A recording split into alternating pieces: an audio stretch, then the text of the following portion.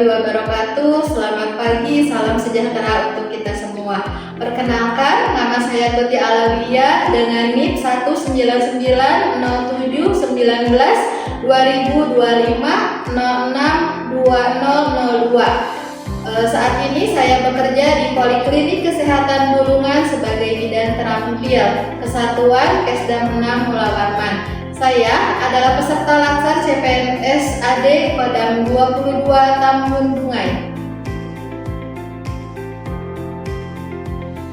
Pada agenda 4, kita akan membahas tentang aktualisasi dan juga habituasi. Apa itu aktualisasi dan habituasi? Aktualisasi adalah proses penerapan nilai-nilai dasar ASN berakhlak dalam pelaksanaan tugas jabatan di unit kerja masing-masing. Artinya, peserta laksar tidak hanya memahami teori, tetapi mengidentifikasi isu di tempat kerja, menganalisis akar masalah, menyusun gagasan pemecahan masalah, melaksanakan kegiatan nyata, serta mendokumentasikan hasilnya dalam laporan aktualisasi. Sedangkan habituasi adalah proses pembiasaan berkelanjutan terhadap nilai-nilai ASN sehingga menjadi budaya kerja dan karakter pribadi ASN.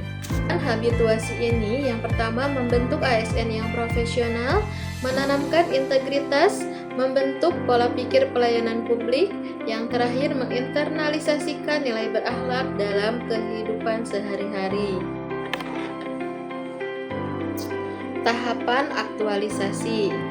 Yang pertama ada identifikasi isu. Identifikasi isu adalah tahapan awal mengidentifikasi berbagai permasalahan yang ada di unit kerja. Ciri isu yang baik yang pertama ada aktual, fakta, relevan, dan juga memiliki dampak terhadap pelayanan. Yang kedua ada penentuan core issue. Dari beberapa isu yang ditemukan, dilakukan analisis menggunakan metode seperti APKL dan juga USG. APKL adalah aktual, problematik, kelayakan, dan juga layak. Sedangkan USG artinya urgensi, serius, dan juga growth. Yang ketiga ada analisis akar masalah. Setelah core isu ditentukan, dilakukan analisis mendalam untuk mengetahui penyebab utama masalah.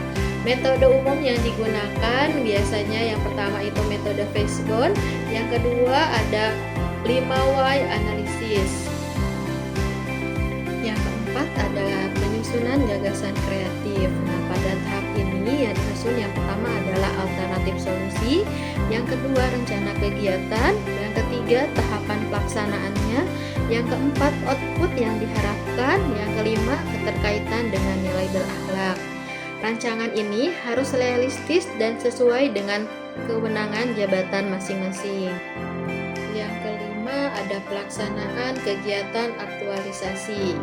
Pada tahap ini, nilai berakhlak diimplementasikan secara nyata, dilakukan dokumentasi kegiatan, serta dilakukannya koordinasi dengan pihak terkait. Pada tahap ini dilakukan selama habituasi di unit tempat kerja masing-masing. Dan yang terakhir, yang keenam ada evaluasi serta pelaporan. Setelah kegiatan dilaksanakan, dilakukan evaluasi hasil, analisis dampak kegiatan, identifikasi kendala dan juga solusi, menyusun laporan aktual, dan yang terakhir adalah mempresentasikan hasil kegiatan. Yang selanjutnya ada keterkaitan dengan nilai berakhlak. Nilai berakhlak yang pertama adalah berorientasi pada pelayanan, fokus pada kebutuhan masyarakat. Yang kedua ada akuntabel, transparan, dan juga bertanggung jawab. Yang ketiga ada kompeten, terus belajar dan meningkatkan kualitas. Yang keempat ada harmonis, yaitu kerjasama tim. Yang kelima ada loyal, mendukung kebijakan organisasi, dan yang terakhir ada adaptif, yaitu inovatif dan responsif terhadap perubahan. Yang selanjutnya ada tujuan agenda 4. Nah, tujuan agenda 4 adalah yang pertama mampu menerapkan nilai berakhlak dalam tugas dan jabatan. Yang kedua, menghasilkan solusi atau isu aktual di unit kerja. Yang ketiga, membentuk karakter ASN yang profesional. Yang keempat, mendorong dan meningkatkan kualitas pelayanan publik. Adapun output agenda 4, yaitu output yang didapat adalah laporan aktualisasi, dokumentasi kegiatan, presentasi seminar hasil, perubahan nyata di unit kerja, terbentuknya kebiasaan kerja yang profesional. Melalui proses aktualisasi, saya menyadari bahwa nilai-nilai tersebut bukan sekedar materi pembelajaran, melainkan pedoman perilaku yang harus diwujudkan dan tindakan nyata di lingkungan kerja saya. Proses identifikasi isu dan akar masalah membuka wawasan saya bahwa setiap permasalahan di unit kerja, sekecil apapun, memiliki dampak terhadap kualitas pelayanan publik. Saya belajar bahwa penyelesaian masalah tidak dapat dilakukan berdasarkan asumsi semata, tetapi harus melalui pendekatan yang sistematis, berbasis data, dan mempertimbangkan akar penyebabnya secara komprehensif.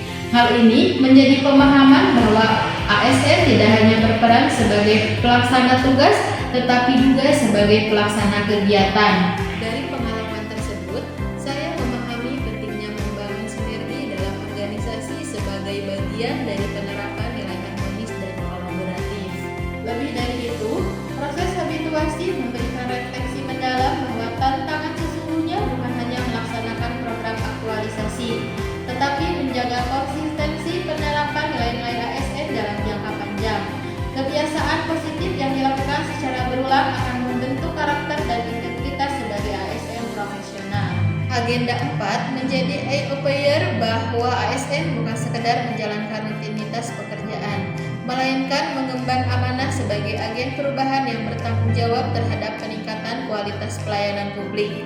Jalan ini meneguhkan komitmen saya untuk terus menginternalisasikan nilai berakhlak dalam setiap pelaksanaan tugas dan tanggung jawab sebagai aparatur negara.